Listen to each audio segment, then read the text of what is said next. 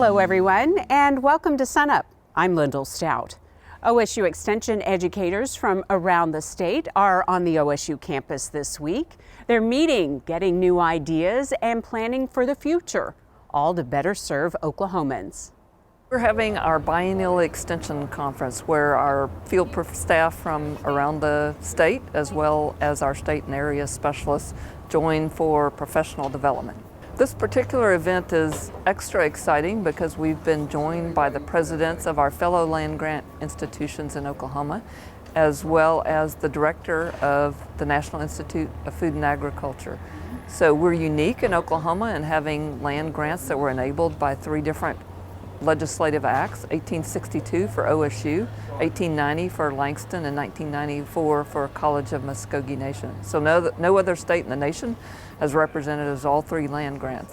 As a tribal college designated by the American Indian Higher Education Consortium, we are designated as a 1994 land grant institution. So the College of Muscogee Nation has been a land grant institution since 2015. So with that, as we've been establishing our campus and our degree programs and just about everything else, now we're developing our extension programs. You know, looking at this extension program and how we educate ourselves and our community on agriculture, it's a part of who we are. It's a part of who we are as a people. You know, as a tribal college, you know, education is empowerment. Education is a big difference maker for our people.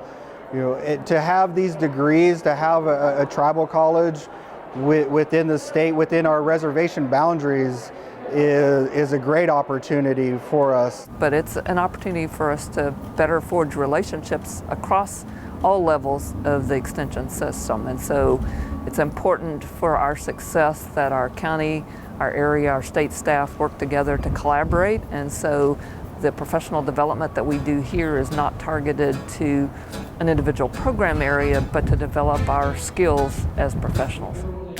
And welcome everyone. It's great to have you on campus. It's really, really great to have you on campus. It's a tenuous time. I know we're all kind of on edge as far as what's safe to do and what isn't.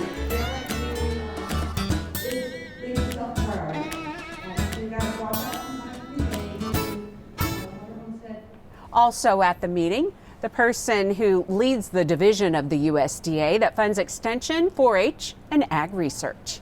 So first, I was so proud to be here. Coming from Extension, being a 4-H'er, really understanding the importance and the impact of Extension. The message was a message from our federal partnership, and it's really being able to demonstrate and highlight the importance of the state, local, and federal partnership, the grassroots innovation, the ideas that come from organizations like OSU and Langston and the tribal communities. So very important. And so my message is really one of hope, as well as commitment and dedication to serving extension, research, and teaching. So the first thing that we've done is really started gathering feedback. So we embarked on an opportunity called Project Cafe. It was a couple of years ago to really have a dialogue with our stakeholders and our partners to see how we're doing. And it kind of gave us a report card, but it really established this rapport, this opportunity to communicate, and this opportunity to really listen and learn about how we can become a better federal partner. Really listen and learn, but also taking advantage of those types of opportunities to come here and be part of the discussion and really sit in the crowd in the audience and listen to the motivational speakers and listen to the important extension agents, as well as the college presidents that are here to be able to represent their respective university. I had an opportunity to meet with some 4-H'ers and I asked them, what's the most important thing? What's your currency? And they said, connectivity. We really want to connect. We want to be relevant and we want to be part of the dialogue. So I think it's really important that we really meet them where they are and meet them how they want to be met. So if it's technology and social platforms, or if it's them teaching us how best to connect to them, we need to listen.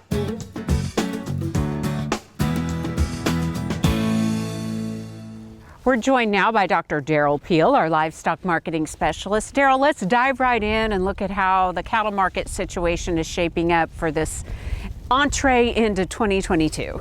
You know, we're starting the year in very good shape. We finished 2021 strong with a lot of momentum. Prices across the board are well above where they were at this time last year. So, you know, we spent a lot of 2021 kind of getting all the ducks in a row, but they're there, and so we're in a pretty good place to begin this coming year. We will be getting some USDA reports toward the end of the month. What are you expecting in terms of cattle inventories? Yeah, we'll be getting our annual numbers, and of course that's a really important report to confirm sort of what happened last year. So we know the cow herd got smaller last year, but how much? And then we'll be looking at things like the replacement heifers to get an idea what we might be going to do this year. We're expecting across the board that we've got tighter cattle numbers. Feeder supplies should be down. And so, you know, we don't quite know how much yet. That's what the report will confirm, but it's going to confirm that on the supply side, we're going to see tighter numbers, and that's going to lead to decreased beef production in 2022. And how, with that in mind, how do you think that's going to impact prices? Well, we're starting off with a lot of optimism, clearly forecasting higher prices for cattle across the board. You know, I think it's pretty safe to say something in the neighborhood of 10%. Depending on the class of cattle, and it could wind up even being better than that. I think that's kind of the question now is not whether they'll be higher, but maybe how much they'll be higher as we go through the year. What do you want us to keep in mind in the weeks ahead? You know, there are certainly some things we have to keep in mind, and plenty of things that could put some bumps in the road for this optimistic forecast that we've got right now. I think the biggest one right now you have to be concerned about is this newest wave of COVID impacts. There's a couple of ways that could impact us. One is we could see some disruption at processing plants again. I don't think it'll be anything like the initial pandemic stages were, but we could see some slowdowns that would cause some problems there. The other side might just simply be on the consumer side, and depending on what happens, if we slow down, you know, food service kinds of things, that could have some impact, at least for a period of time, on the beef demand. Beyond that, probably the other biggest factor we're watching right now is the drought situation. And so we've got widespread drought, certainly in the southern plains. We're getting drier. And, you know, a couple things right now, wheat pasture is falling apart pretty fast, so our winter grazing is in jeopardy in the immediate run. The other thing, for the next 2 or 3 months, we're going to be really concerned about wildfire. And that's going to be an important thing for producers to sort of plan for or plan, you know, against, if you will. And then obviously if we get into spring and we're still dry, then we've got much bigger concerns across much of the country with, you know, with the potential implications that would have on cattle numbers and decisions that'll have to be made in the first half of the year. A lot of stuff to keep in mind, of course, and I guess the key is make adjustments as you need to, and adaptability as always. Well, you try to be flexible. You know, we're pretty sure the revenue side of things is going to be better, so, you know, keep an eye on cost, manage costs, higher feed costs, input costs in general. That'll be our challenge, one of our bigger challenges this year. Okay, Derrell Peel, thanks a lot. We'll see you next time.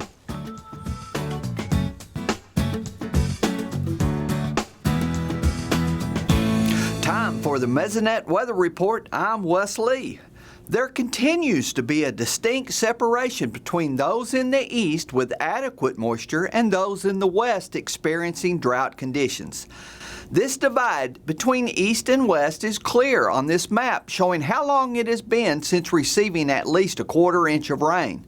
The reds in the west show it has been 2 to 3 months for most Mesonet sites. In the Panhandle, the lack of rainfall is most evident, including a whopping 4.5 months at the Kenton site. Very little rainfall fell in the past week, fractions of an inch in the east and none as become customary in the west. As expected, the corresponding soil moisture levels indicate the separation of have and have-nots as well. In this 16-inch percent plant available water map, you see green near 100% in the east and some very low red numbers in the west. The chances of rainfall next week look either normal in the gray or slightly above normal in the light green areas. But don't get too excited about this. The average rainfall for January, probably the driest month of the year, is usually very small. Shown here is the January 15-year average total rainfall, showing just how dry normal is in the West. Now here's Gary with the newest and latest drought map. Thanks, Wes, and good morning, everyone. Well, as Wes showed you, we are continuing to go way too long without beneficial moisture across much of the state, especially western Oklahoma. Let's take a look at the latest drought monitor map and see where we're at. Well, we're nowhere good, unfortunately. We now have 88% of the state in at least moderate drought and 41% in extreme drought. So definitely those reds and browns and tans have increased dramatically.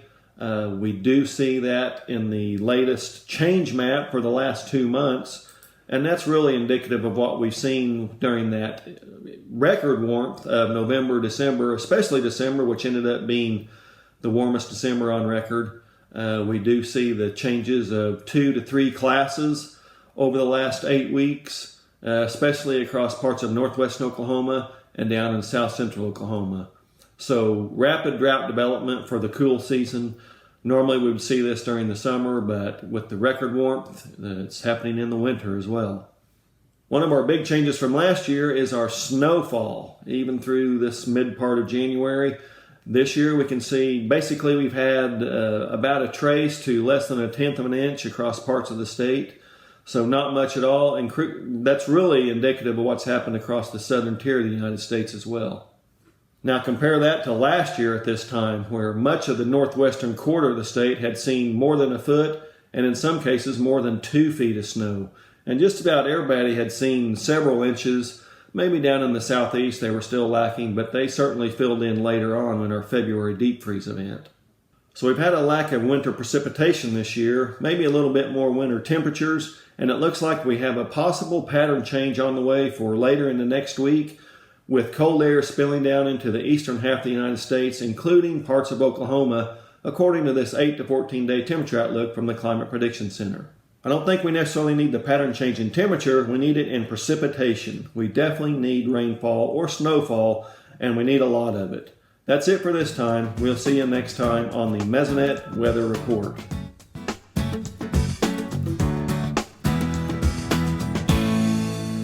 3 pretty big USDA reports were released this week. Dr. Kim Anderson is joining us now to talk about it. Kim, why don't we start with which report had the biggest impact on price? Probably the WSDA report. The WSDA contains all the other information and summarizes it down to an average annual price. So I think the WSDA report's the most important one to look at. Were there any surprises in the WSDA report? That's a big question. You bet it is. Probably not. You look at wheat, and I think ending stocks on all those numbers, ending stocks summarizes everything. You look at wheat, the market was expecting 608 million bushels. It came in at 628, so slightly bearish there. Corn, the market was expecting 1.47 billion bushels. It came in at 1.54 billion bushels. Again, bearish there with corn. Soybeans, 348 million bushels expected, 350 million bushels on the report, right on the numbers. If you look at the world ending stocks, I think every one of them, wheat and corn, they were exactly where they expected them to be. Soybeans, expectations were at 3.5 billion. They came in at 3.6 billion, so slightly negative there. When you took a look at the seedings report, what kind of information did you glean from it? Well, you look at the seedings report, it was for winter wheat, and all winter wheat, the expectations was 34.3 million acres. It came in at 34.4, so slightly above expectations. You look at hard red winter wheat, expectations was at 24 million acres, or that's what it was in 2001. It came in at 23.8 million, just slightly below last year's acres. Oklahoma acres, exactly the same as last year, 4.4 million acres. Kansas acres were up 200,000 acres from 7.3 million acres up to 7.5. You look at soft red winter wheat, came in at 6.6 million acres, or expected 6.6, came in at 7.1. So more soft red winter wheat acres than expected there. When we talked earlier, you said the quarterly stocks report had the least price impact. Tell us why. Well, I think stocks came in just about expectations. Some of them were slightly above or slightly below, but for all practical purposes, The quarterly stocks came in at expectations, and you wouldn't expect them to have much impact. Corn was a little above expectations, but still, you wouldn't expect much impact from the quarterly stocks. With all this in mind, what is your wheat price outlook? I think it impacts the price some. You look at corn, it's been moving sideways. You look at soybeans, it's got an upward trend. I don't see any changes in corn and beans. Yeah, some wallering around and stuff, but not much. But you look at wheat. Wheat's been volatile. We talked about that last week. You go back to July, we had $6 wheat. You got to October 1, we had $6.75. Uptrend to Thanksgiving, the day before, $8.50, set a high there. Came back down to $7.60, about where we are now. I think as we look from now to harvest, you would expect prices to remain in that range from October, that it was from October to now, which that range was from $6.75 to $8.50, an average of $7.60, and that's almost exactly what the market's offering right now. So where can prices be at harvest? I think between $6.75 and $8.50, depending on the weather. Good morning, Oklahoma. Welcome to Cow-Calf Corner on SUNUPTV. This week, we're going to talk about the stages of parturition in beef cattle. And there's fundamentally 3 stages, and we're going to talk a little bit about what happens in each one, because it's important as we think about when we find that heifer or cow calving, when should we possibly intervene and offer assistance. The first stage of parturition is the one that can take several hours or even several days in some cases.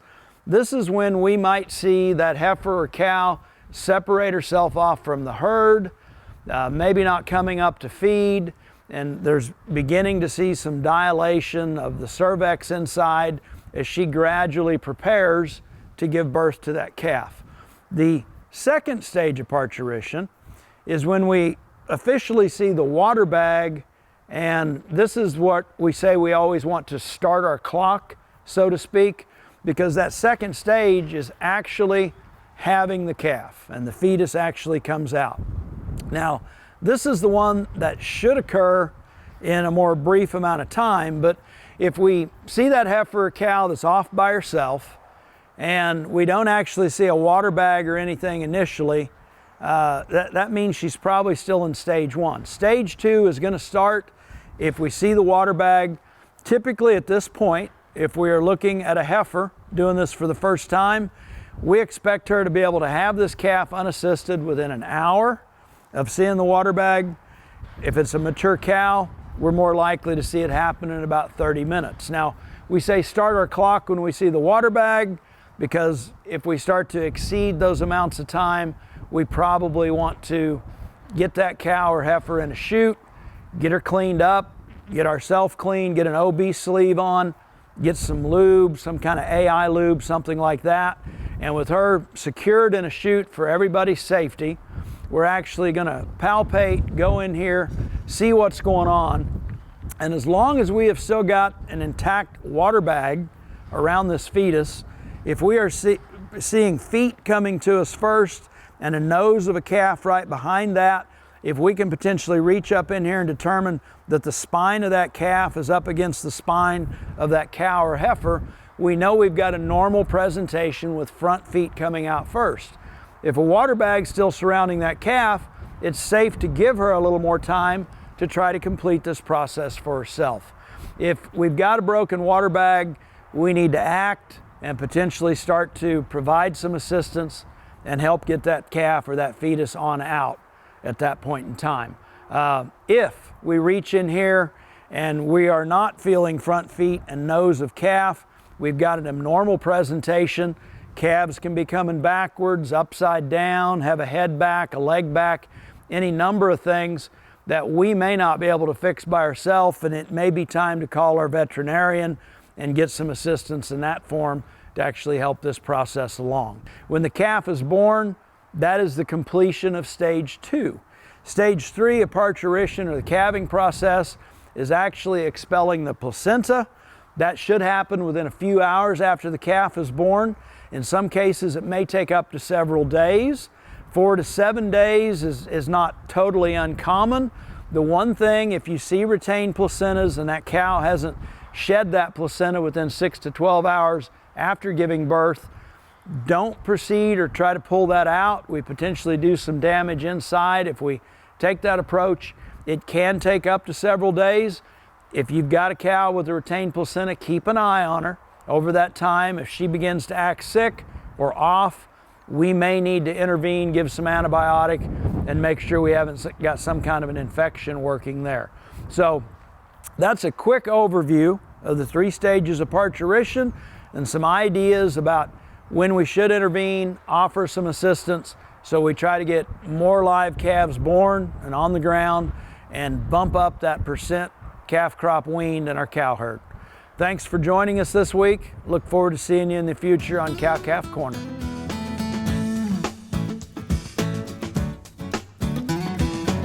There is still time to register for the upcoming Red River Crops Conference.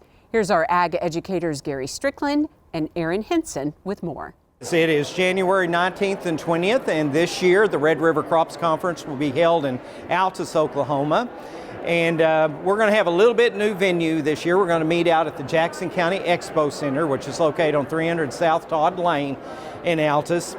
And but the organization of the conference remains the same. We're going to have one day, the first day, January 19th, devoted solely to cotton topics, and then the second day will be to our in-season crops and other summer crops that we'll be visiting about.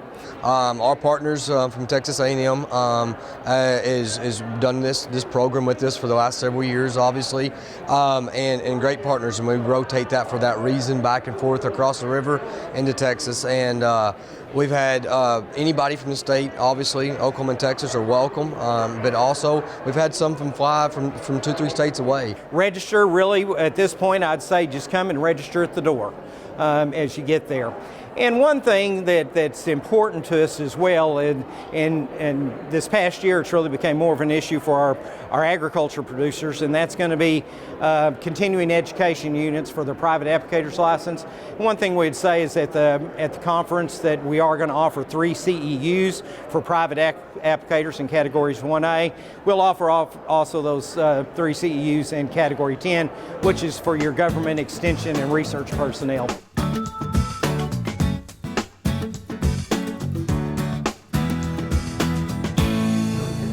The Oklahoma Beef Quality Assurance Program is a voluntary producer certification program that's designed to help assure consumers that the beef they purchase either in the grocery store, at the retail counter, or if they go to a restaurant and buy beef, that it's safe and of high quality.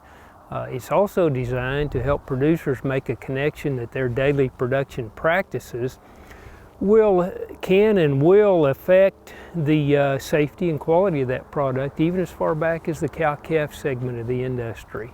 Again, it's voluntary and it's producer-led. In Oklahoma, the Beef Quality Assurance Program is a cooperative effort of the Oklahoma Beef Council and OSU Extension. I'm Paul Beck, State Beef Extension Specialist at Oklahoma State University. For growth promoting implants, the placement of where we put them is essential in their activation. We want to put them on the back side of the ear, sub-Q, just under the skin, in the middle third of the ear. It's important, but it's really simple and fairly straightforward and quick to get them placed correctly. My name is David Lalman. I'm an Extension Beef Cattle Specialist here at Oklahoma State University. We want to take just a minute to talk about ear tag placement. So probably one of the easiest way to think about this is if you can divide an animal's ear into 3 vertical sections or thirds, you'd like to aim for the middle vertical section. You can see where this cow was tagged with an old fly tag, and that's right in the middle of that middle vertical 1/3 section. And then again, if you can divide the ear into 3 horizontal sections, you want to aim again for that middle 1/3. And in this case, that's going to be right between these 2 cartilage ribs that you can see here. And if you can put that ear tag right between those, that's generally the placement that will lead to the least amount of problems and help her ear stand up over a long period of time, as well as reduce possibility of injury to the animal. So talking about tag placement again, you can see in this model ear where these two tags are placed in that middle vertical 1/3 between the two ribs. In this case, the recommendation is to place an electronic identification tag, seen here on your left, slightly closer to the head of the animal. So one of the other keys to a successful implant is sanitation of that site. If we can clean that off of any fecal material or dirt, it'll make it much more successful. If we introduce bacteria or dirt into that injection site, it will form an abscess and wall off around that, restricting blood flow to that implant, and the active ingredient will not be able to make it into the bloodstream. So to do that, we keep some disinfectant by the chute side. We can brush that off to clean it or scrape it off and then brush it off. We can also clean off the needle of the implant gun with one of these rollers or a large sponge to sanitize the equipment and the location of the injection. Here we've got a tagger and then two components to the tag. One we consider to be the male portion of the tag, and the other, the visual identification tag itself, of course, has a female receptacle. And when you're tagging, we're gonna slide the male portion of the tag over the pin, place the female portion in the tagger, behind the clip, and then just bring the two components together right before you place the tag in the animal's ear to make sure that those components are lined up. And that'll do it for us this week. Remember, you can see us anytime on our website and also follow us on YouTube and social media. I'm Lyndall Stout. Have a great week, everyone. And remember, Oklahoma agriculture starts at sunup.